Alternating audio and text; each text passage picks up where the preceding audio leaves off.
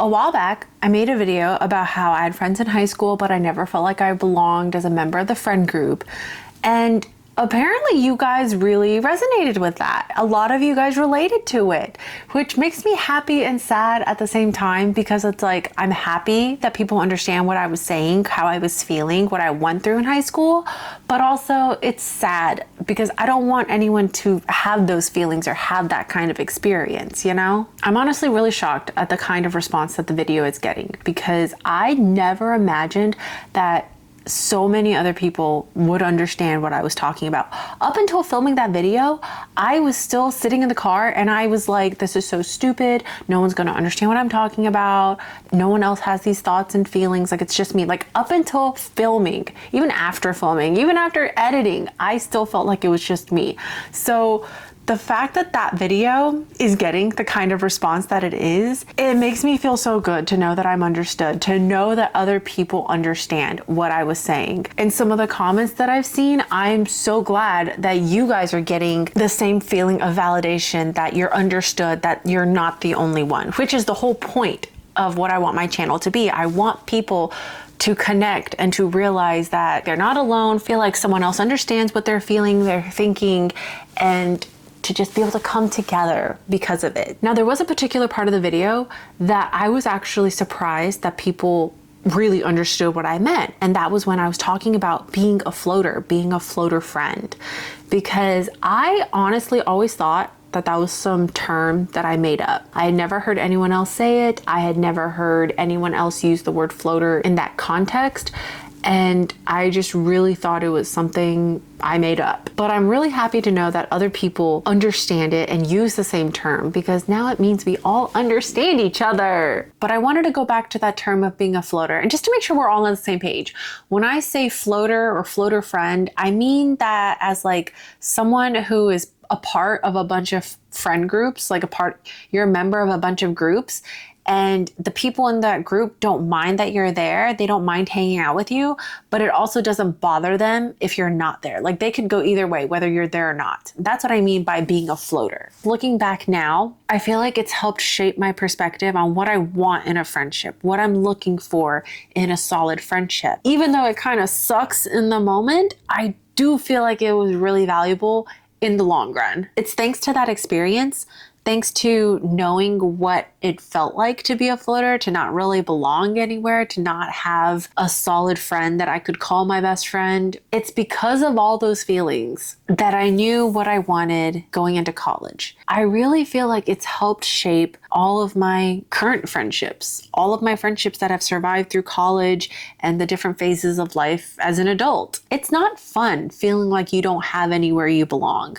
feeling like nobody will miss you if you're not there, or feeling like nobody really wants you there. It's not a fun feeling, but I think it's a matter of changing your perspective. How are you looking at it? And turning it into something that can be a driving force for how you move forward. For me, I took that experience and it made me go into college with the intent of making every attempt at making a friend very intentional. Yes, there were tons of times that I was let down. I went through plenty of friendship breakups with people that I thought were going to be my best friend, the one. I used that experience to say, okay, I know what I don't want in a friendship. I know what I don't like, what I don't want. So what is it that I do want? What is it that I do want to have in a relationship, in a friendship?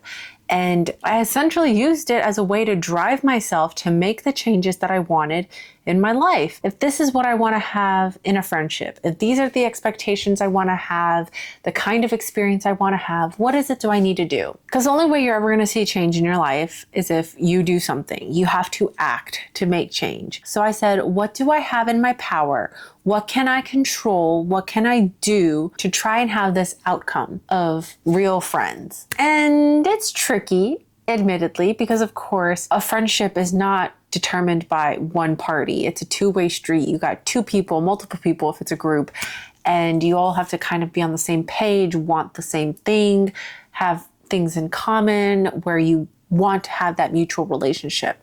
So it is hard because you can do everything right and it could still not turn out the way you wanted. Hence the number of friendship breakups I went through thinking I found my best friend when I hadn't. But it does pay off when you find your person, when you find your people, and you just got to keep trying. You can't give up. You can't stop trying to make friends. You just have to keep trying because there will be disappointments. There will be friendships where, like for me, I thought we were best friends because we were doing everything together. We were so close. And it turns out they didn't see it that way. There might be times when other people think your relationship is a lot deeper from their point of view than you see it. So it will be tricky. And the thing with my friendship video is that it's bringing in a lot of high schoolers, middle schoolers. They're the ones going through this right now because this is what I was going through when I was in high school. Thank goodness high school was over 10 years ago. But this is what they're experiencing now. And I just want to tell you, if you find this video, that it will be better. You only feel like it's the end of the world or that it's a huge deal because you have no other life experience to pull from. You have hormones raging through your body.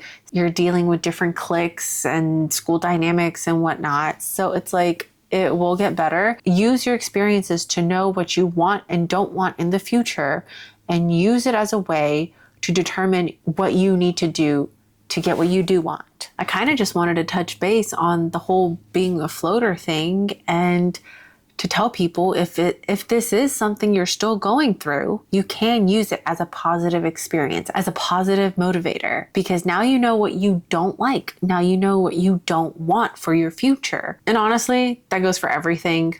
Just use your experiences, positive or negative, to determine the path your life goes, to determine what you want in your life and how to achieve it.